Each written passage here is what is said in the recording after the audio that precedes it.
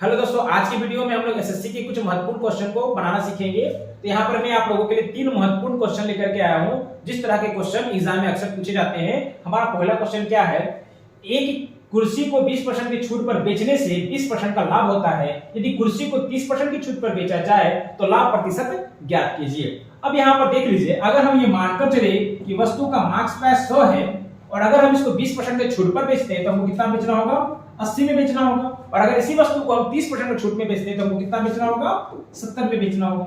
अब यहाँ क्वेश्चन में कह रहा है कि अगर हम इसको 20% के छूट पर बेचेंगे तो हमको प्रॉफिट होगा 20% का।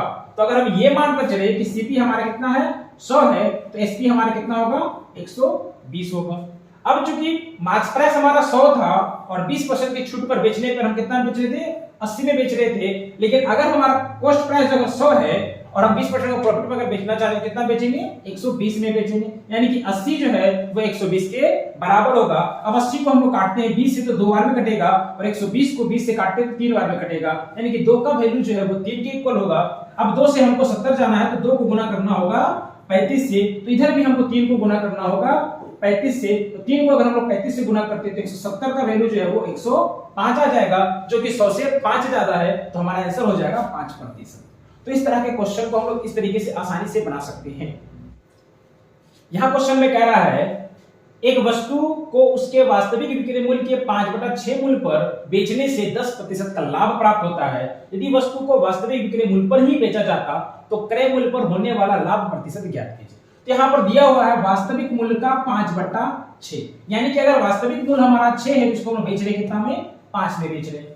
अब यहाँ पर कहता है कि 6 के बजाय अगर हम लोग 5 में बेचते हैं तो हमको 10% का प्रॉफिट होता है। तो अगर हमारा सीपी 100 होगा तो सेलिंग प्राइस हमारा क्या होना चाहिए 10% प्रॉफिट के लिए, तो 110 होना चाहिए। यानी कि 5 का जो वैल्यू है वो 110 के बराबर है। अगर हमको किसी तरह 6 का वैल्यू मिल गया तो हम इसका आंसर बता सकते हैं। तो 5 का वैल्यू अगर 110 है तो 5 से इसको हम काटेंगे तो 5 दूना का 10, 5 दूना का 10, 1 का वैल्यू आ जाएगा 22। अब 22 को सिंपली 6 से गुना कर देना है। तो 22 को 6 से अगर हम लोग गुना करते हैं तो हमारा आ जाता है 132, जो कि 100 से 32 ज्यादा है। तो हमारा आंसर हो जाएगा 32%।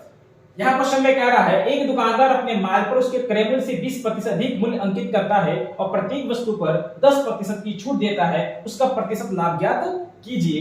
तो अगर हम ये मानकर चले कि हमारा सीपी जो था वो 100 का था और हम वस्तु पर मार्क प्राइस जो लिख रहे हैं वो 20% बढ़ाकर लिख रहे हैं, यानी कि मार्क्स प्राइस जो है वो हमारा हो जाएगा 120। अब मार्क्स प्राइस पे हम लोग 10% का छूट दे रहे हैं तो 120 का 10% जो होगा वो क्या हो जाएगा, 12 हो जाएगा। तो 120 में हम 12 घटा देते हैं तो हमारा हो जाता है 108। यानी कि 100 रुपए की वस्तु को 108 में हम लोग बेच रहे हैं तो हम लोग को प्रॉफिट हो रहा है 8% का, जो हमारा ऑप्शन नंबर बी में दिया गया है।